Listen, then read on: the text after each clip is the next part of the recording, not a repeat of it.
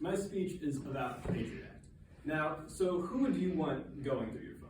Like, personally, I don't think I would want some random person just going through my stuff without my knowledge or anything like that. But under the Patriot Act, the government has the ability to do so without you even realizing it. Now, the Patriot Act, it allows for the government now, the Patriot Act is rather unconstitutional, as many people have pointed out, and it also gives the government unchecked power in what it can do. Now, I believe that the Patriot Act can be lessened in its ability to infringe upon our privacies and our rights, and that it can still do so while remaining a document that helps protect us from foreign powers and threats. Now, in this speech, I will discuss just how the Patriot Act is able to infringe upon our rights and our privacies, and what it can do to potentially lessen their power to do so.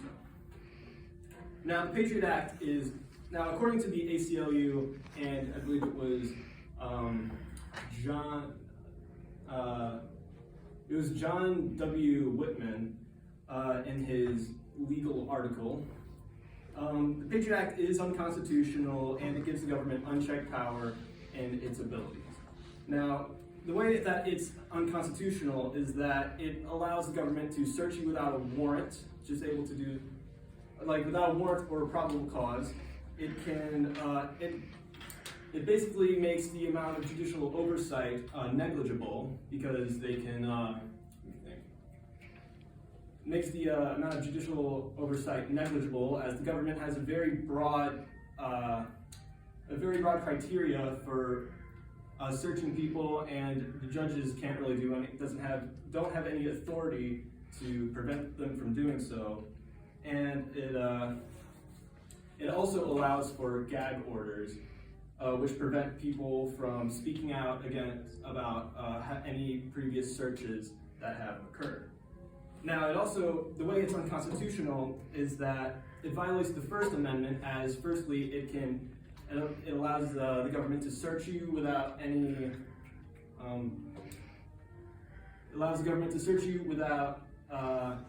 solely based off speech alone and nothing else. And it also the gag orders I mentioned before, basically, it doesn't allow the people that they have searched to tell you that you have been searched in the first place.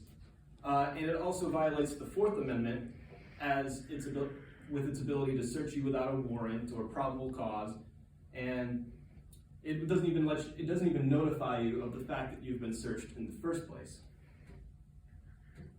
Now, unfortunately, now the way this bill was passed in the first place was mostly through fear and pressuring, according to both the ACLU, with information backed up by Beryl Howell in his legal article.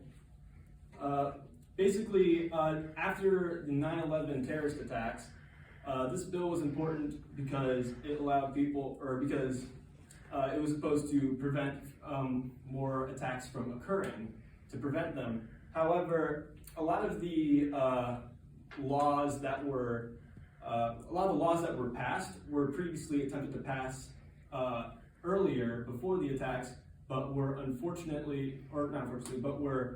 previously did not pass through Congress, and it was through the fear that of the attacks, and through pressuring from the Bush administration, through saying that any following attacks would be blamed on the people who did not, or it was implied that anyone who did not vote for this bill would be blamed for any further attacks.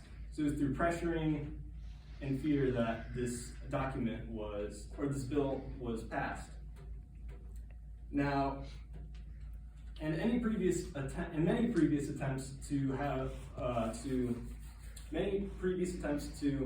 lessen the power of the bill have just barely not been able to go through, which, for example, in one such case in 2015, where they attempted to lessen the power of the bill to search through your internet history and just things that you do online. Now, what can be done about this bill? There's not really too much that can concretely be done about it, as most of that is in the hands of Congress and congressmen and that sort of thing.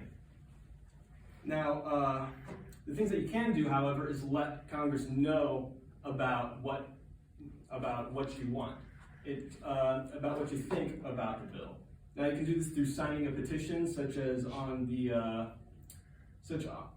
Action Network. It's a petition called "Tell Congress Stop the Patriot Act," or you can do this through writing to your senator or your House representative and letting them know about what you think of the bill.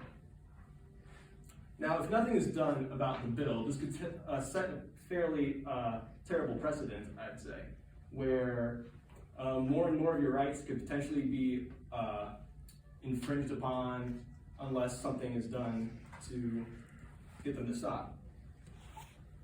Now, if something is done, this also may prevent further infringements from occurring, allowing the government and, I guess, I don't know, police forces or whatever, to have less power over you and that sort of thing. Now, the advantages of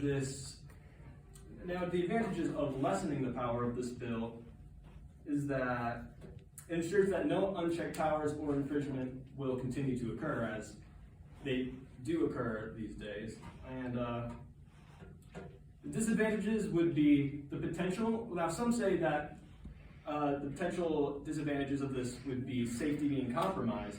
However, I also believe that under a legal system where our rights are ignored or just completely disregarded, that someday that may cause the government to have too much power and just completely disregard all of our legal protections and rights.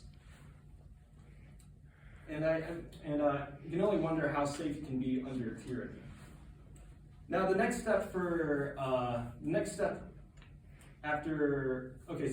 is actually very, very easy. Doesn't require any real commitments. Just one thing, and then you're done. You just have to go online, sign a petition, write to your senator or your House representative, and then really that's all you need to do, and then the job's done. See, I believe fighting back against something that is unconstitutional is something important is important in America it's what America is about. Fighting back against something that is unconstitutional is what America is about, as we can prevent the potential for tyranny. And yeah, that's it.